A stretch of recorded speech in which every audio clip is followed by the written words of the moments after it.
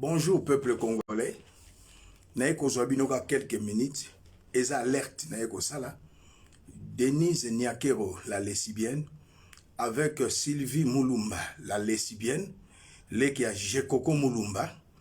Hier, Sylvie Moulumba a Benginga. Na boyko yamba, ngeza la pièce contre pièce. Yangoyo, 22h passé air nabiso, Sylvie Moulumba Benginga. Yango wana. Na boko yamba Sylvie Moulumba qui a Jekoko Moulumba. A Benginga, a Komelinga, a lobby, a Ebisingelo Komoko, Yangoyo. Peuple congolais, naza mukuse lelo, Nelly Azanakin, na mwana ya Alain Mpela. Nelly Azale qui a Gisèle Mpela. Palmyre Azale qui a Alain Mpela. Pour votre information, peuple congolais, Likambo est sérieux. Gisèle Mpela a boti na Félix Antoine Tshisekedi. Yo Denise Niakero, la Rwandaise et tout, ya yo nini. Bino ba Congolaise, wa bia bino nini. Donc, balingi bakangisa Gisèle Mpela munoko, bakanga Nelly Mpela, leka Gisèle Mpela zana Kinshasa, bakanga na Palmyre, mwana ya Alain Mpela. Mais nazo tuna Niakero, bana wana Denise Niakero, bana wana ababana ya Gisèle aboti bangona Monsieur Félix Antoine Tshisekedi. Au dérangeakate Anthony mwana ya Clémence Anthony Tshisekedi. Fanny mwana ya Julie Yoka au dérangeaka bangote. Kaka bana ya Gisèle nde komi na bango problème. Au comme ko attaquer na famille Mpela. Pour votre information, botu na bourgeois na Kinshasa. Tango ba benga ni Gisèle Mpela. Nelly bakanga bango na kashio 3 jours na bourreau Mpela. Bourreau bima banda ko finga bango.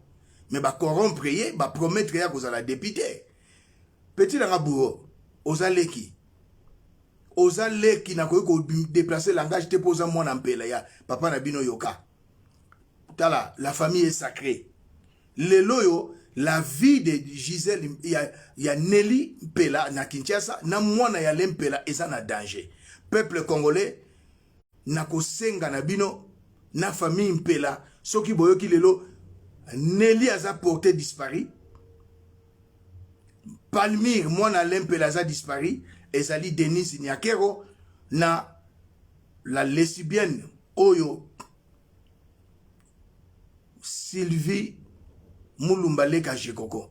Bana baso bazalaki na mauvaise vie, bazalaki na poto. Denise Niakero bazalaki na mauvaise vie. Oui, c'est le passé.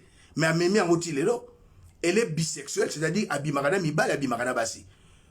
Sylvie pe abimarana mibali abimarana pena basi. Tangu mwana mobali oyo JB akabwani na mida Sylvie akendaki mbangu Moulumba leka Jekoko. Et pas JB aboya yo. Nakolo ba ma détail on te posa propriété aboya yo. Libande zakatite aboya yo. Mais na minute oyo yango ya lobia wa Nelly azali na Kinshasa. Message yango yo. Bandeko Nelly azana Kinshasa. Mwana ya Alain azana Kinshasa. Oyo Sylvie Moulumba leki ya Jekoko Moulumba. La vie de Nelly est en danger. Nelly Mpela et la vie ya Alain ya mwana ya Alain Mpela. Palmyre eza na danger. Soko moni ndoki belela. Pe na yebisio Sylvie Moulumba ko benga nga suste. Je n'ai pas besoin. Na batoyo Denis Ozotinda po ba pesa ngambongo naza nango besoin te. Boyebi ngai te. Boyebi ngai te na kolakisa bino yo Denis na yo cette lesbienne Sylvie Moulumba na kolakisa bino lokomoko. Ngana bundaka na ba président. Na bundana Eduardo aketi na Samabele. Na bundana Sassou. Na bundana na ba président. Na bundina Lorenzo. Na bundina Joseph Kabila. Lelo nazo bundana na Félix Antoine Tshisekedi. Bino boza le moindre. Je suis le seul na diaspora. Nous devons nous glorifier dans le Seigneur. Connais-toi toi-même. Je suis le seul dans la diaspora. Na période de Joseph Kabila. Na conseil des ministres batangi kombo ya mutaza na diaspora. Ezalinga na mende. Landango. Le seul na diaspora. Pour la moni bozoya dramatique pour les rwandophones congolais. Fin de citation. S'agissant des réseaux sociaux, Internet, Facebook, YouTube, etc., nous avons noté avec étonnement que le gouvernement rwandais rendait le gouvernement et le peuple congolais responsables d'un posting manifestement anonyme sur YouTube d'un internaute surnommé Évêque Élysée, sûrement quelqu'un qui n'existe pas, et qui a pris le nom d'un prophète de l'Ancien Testament, et qui appelle à, je cite, la guerre sainte contre les Tutsis, et qui invite à, je cite, tuer les Tutsis partout dans le monde. Fin de citation. Mais qui est donc cet évêque Élysée? Qui le connaît? Nous ne le connaissons pas. Pas plus que les auteurs. Na conseil des ministres, famille Mpela, Bokeba, Nelly Mpela, osa Belge, benga ambassade babimisa na mboka wana.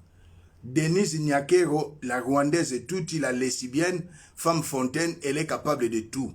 Elle travaille avec Sylvie Mulumba, lesbienne lokolaye. Baza ba femme ba bengi ba bisexuel baza na mibali baza na pe basi. Leo naza mukuse. Na eko beta mbela. Akomeli ngai ke mwana ya Mpela za na Kinshasa, Nelly Mpela za na Kinshasa. Donc balingi basala bango mabe. Balingi ete bana ya Gisèle Mpela bazana na droit ya pension alimentaire te. Balingi ba kanga bango ba pousser Gisèle Mpela avant de kimia à souffrir. Mais peuple congolais, Denise Nyakero arzana bana misatu babota bango na mwana mobile Félix te. Sabrina Nyakero, Serena Nyakero, Christina Nyakero, baza bana banani, bana ya Félix te. Félix pose à charge à bana na yozo kokate, oye la batuna Denise mwana moko bolokoti na bandundu diembela likambo na kotika te. Na kotika likambo yote. Sylvie masolo na yo nazana ngwe belé. Nazoze la matanga ya petit nangesi la tolobe la vie, tobeta masolo a poto. Ya Gisèle, ya yo Sylvie Mulumba Leka Jekoko na petit oyo la rwandaise lesbienne touti oboso kote la famille Mpela bo bangate Palmire ko bangate mwana Lempela Nelly ko bangate nzamba so batela bino oya mutu to ko video komisa na famille Mpela bo tsango na ba YouTube nyonso ini rwandaise akangi pays en otage akomi ko sakana na famille Mpela à suivre.